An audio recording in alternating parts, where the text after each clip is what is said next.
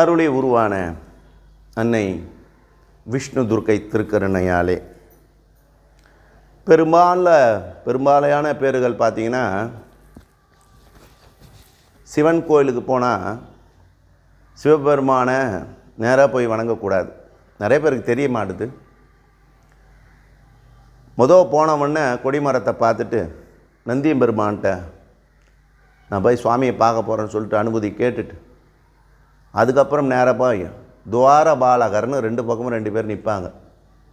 அவங்கள விண்ணப்பம் வச்சு சுவாமியை பார்க்க போகிறேன். எப்படி ஒரு சிஎம்மை போய் பார்க்கணும் அப்படின்னா நம்ம என்ன செய்வோம்? நேராக போய் சிஎம் பார்த்துட முடியுமா? சிஎம்மோட பெரிய ஆள் நம்ம சிவபெருமான். சிஎம்மோட பெரிய ஆள் நம்மளுடைய சிவபெருமான், என்னுடைய சிவபெருமான். நான் மாறு தட்டி சொல்லுவோம், என்னுடைய சிவபெருமான். அஞ்சுவதும் அடிபணிவதும் சிவபெருமானுக்கு மட்டுமே, அஞ்சுவதும் அடிபணிவதும் சிவனுக்கு மட்டுமே அப்படின்னு சொல்லணும். அப்படி இருக்கும்போது துவார பாலகர்னு 2 பேர் நிற்பாங்க, மீசெல்லாம் வச்சுக்கின்னு. அவங்கள்ட்ட போய் வணங்கி சுவாமியை பார்க்க போகிறேன் அப்படின்னு சொல்லி அதுக்கப்புறம் உள்ளே போய் ஒரு 2 பதிகம் 3 பதிகம் பாடி, தமிழ் பதிகம் பாடினா சுவாமிக்கு ரொம்ப பிடிக்கும். அதுவும் திருவாசகம் பாடினா சுவாமிக்கு ரொம்ப ரொம்ப பிடிக்கும். வாப்பா வந்து உட்காரு, பாடு, இன்னொரு பாட்டு பாடுன்னுவார். தேவாரமும் திருவாசகமும் சிவபெருமான் ஆலயத்தில் எவன் ஒருவன் பாடுகின்றானோ அவனுக்கு முக்தி. இதை சிவபெருமானை சொல்லிக் கொண்டிருக்கிறார் என்று நம்புங்கள்.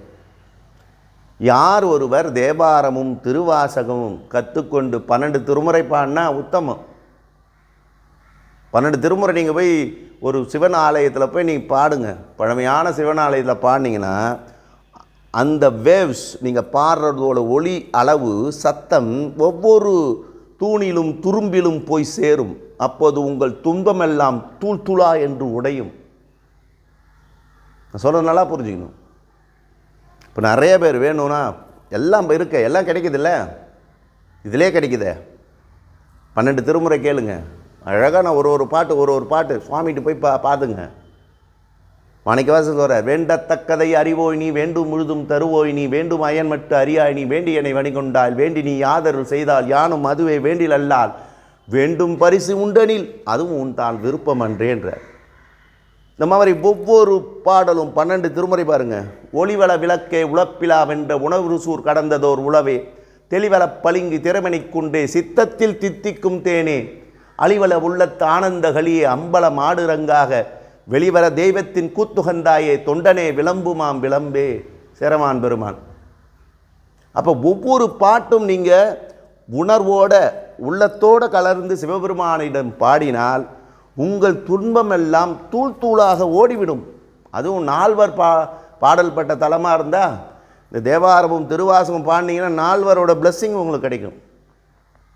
4 ஆசீர்வாதம், அவங்களுடைய துகள்களங்கள் இருக்கும்.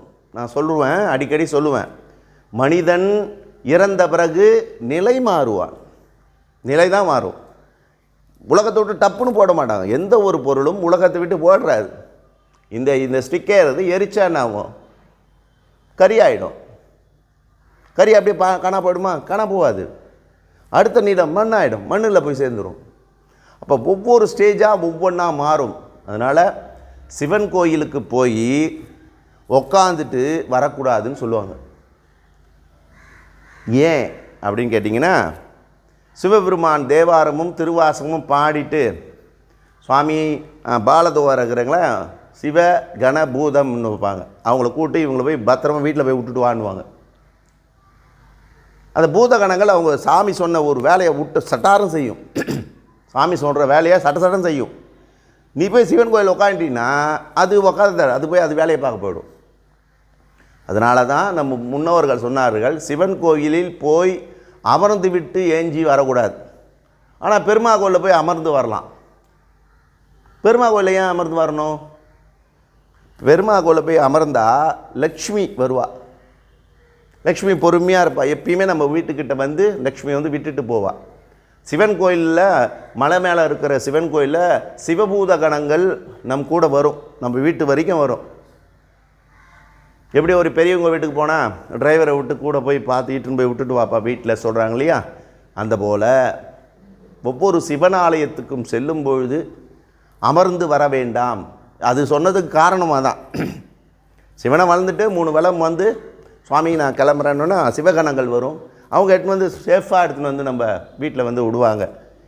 இதை நம்ம நம் மூதாதையர் சொன்ன ஒவ்வொரு அர்த்தமும் சிறியதாக இருக்கும். சிறியதாக நாம் புரிந்து கொள்ள வேண்டும் என்பதற்காகத்தான் இந்த பதிவை எம்பெருமான் என்னுள்ளே இருந்து உங்களுக்கெல்லாம் சொல்லி கொண்டிருக்கிறார்.